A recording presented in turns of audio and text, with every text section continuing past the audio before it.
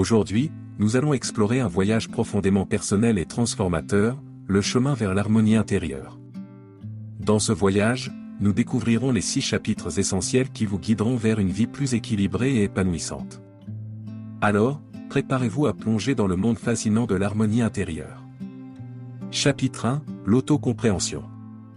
L'autocompréhension est le fondement de tout voyage vers l'harmonie intérieure. Dans ce chapitre, nous plongeons au plus profond de nous-mêmes pour explorer nos pensées, nos émotions et nos motivations. La méditation est l'une des pratiques essentielles qui nous aide à nous connecter à notre monde intérieur. En prenant le temps de méditer, nous pouvons observer nos pensées sans jugement, ce qui nous permet de mieux comprendre nos schémas de pensée et nos réactions émotionnelles. L'introspection est une autre clé de l'autocompréhension. En réfléchissant sur nos expériences passées, nos réussites et nos échecs, nous pouvons découvrir ce qui nous motive réellement. Les journaux de bord et les journaux intimes sont des outils puissants pour documenter nos pensées et nos sentiments, nous offrant un aperçu de notre monde intérieur. Une partie cruciale de l'autocompréhension est également la reconnaissance de nos forces et de nos faiblesses. En identifiant nos atouts, nous pouvons les mettre en valeur pour améliorer notre vie, tandis que la prise de conscience de nos faiblesses nous donne la possibilité de travailler sur elles. Cela crée un équilibre intérieur essentiel pour l'harmonie. L'autocompréhension n'est pas un processus linéaire, mais plutôt une exploration constante de notre être intérieur. Plus nous nous connaissons, plus il devient facile de prendre des décisions alignées avec nos valeurs et de vivre en harmonie avec nous-mêmes. C'est le premier pas essentiel vers une vie emplie d'harmonie intérieure. Chapitre 2, la gestion émotionnelle. Dans ce deuxième chapitre, nous nous plongeons dans l'art de la gestion émotionnelle, un élément essentiel pour atteindre l'harmonie intérieure. Nos émotions peuvent souvent être puissantes et déconcertantes, mais apprendre à les comprendre et à les réguler est un pas important vers l'équilibre émotionnel. La méditation et la pleine conscience jouent un rôle central dans la gestion émotionnelle. Ces pratiques nous permettent de développer une relation plus consciente avec nos émotions. Au lieu de les réprimer ou de les laisser nous submerger, nous apprenons à les observer sans jugement, ce qui nous donne une meilleure compréhension de leur origine et de leur impact sur nous. L'intelligence émotionnelle est un autre aspect crucial de ce chapitre. En développant notre capacité à identifier, comprendre et gérer nos émotions, nous sommes mieux équipés pour faire face aux défis de la vie quotidienne. Cela nous aide également à établir des relations plus saines, car nous sommes plus aptes à communiquer nos besoins et à comprendre ceux des autres. Une composante importante de la gestion émotionnelle est l'acceptation de soi. Nous devons apprendre à nous aimer et à accepter nos émotions, quelles qu'elles soient.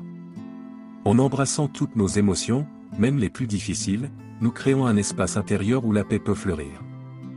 Chapitre 3, les relations harmonieuses. Dans ce troisième chapitre, nous explorons l'importance des relations harmonieuses pour atteindre l'harmonie intérieure. Nos interactions avec les autres ont un impact significatif sur notre bien-être émotionnel et notre équilibre intérieur. L'un des aspects clés de la création de relations harmonieuses est la communication efficace.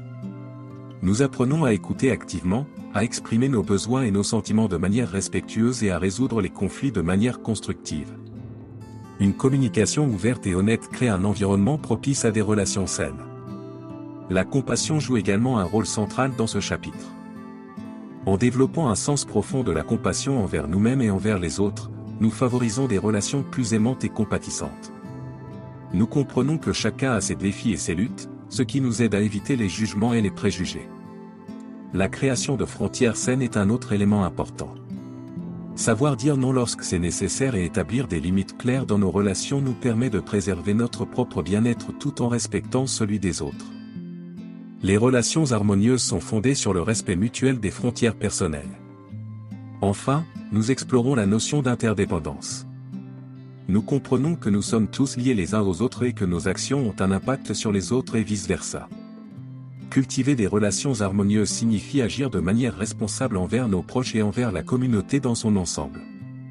Chapitre 4, la quête de sens. Le 4e chapitre nous entraîne dans la quête de sens, un élément vital de l'harmonie intérieure.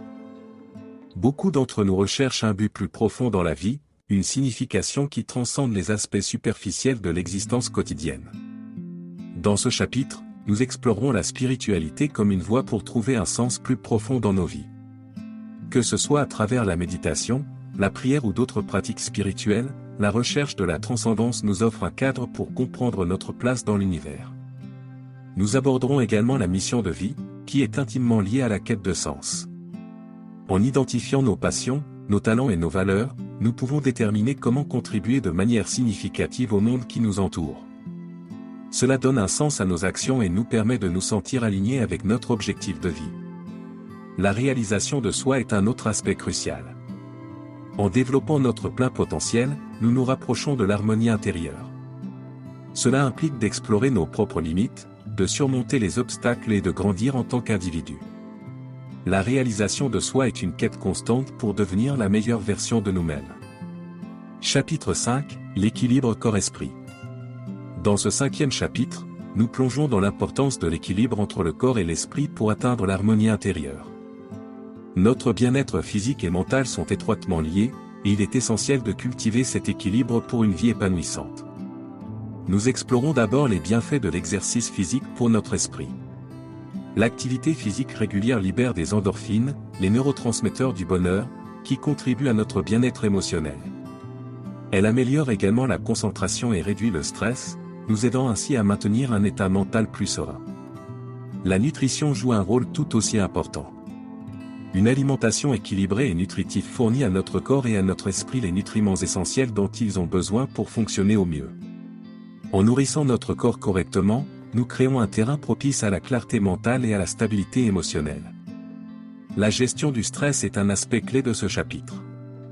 Nous explorons des techniques de relaxation telles que la méditation, la respiration profonde et le yoga, qui aident à réduire le stress et à favoriser un état d'équilibre intérieur. Apprendre à gérer le stress est essentiel pour éviter les tensions qui peuvent perturber notre harmonie. Le sommeil, enfin, est un élément non négligeable de l'équilibre corps-esprit. Un sommeil de qualité est essentiel pour la régénération physique et mentale. Nous découvrons comment cultiver de bonnes habitudes de sommeil pour favoriser notre bien-être général. Ce chapitre nous rappelle que l'harmonie intérieure dépend de la santé de notre corps et de notre esprit. En prenant soin de ces deux aspects de notre être, nous créons un environnement propice à l'épanouissement personnel et à la réalisation de notre potentiel. Chapitre 6, la pratique de la gratitude. Dans ce 6e et dernier chapitre, nous explorons la pratique de la gratitude en tant que moyen puissant d'atteindre l'harmonie intérieure. La gratitude est une émotion positive qui nous aide à reconnaître les bénédictions et les moments positifs dans notre vie, même dans les moments difficiles. Nous abordons d'abord les avantages psychologiques de la gratitude.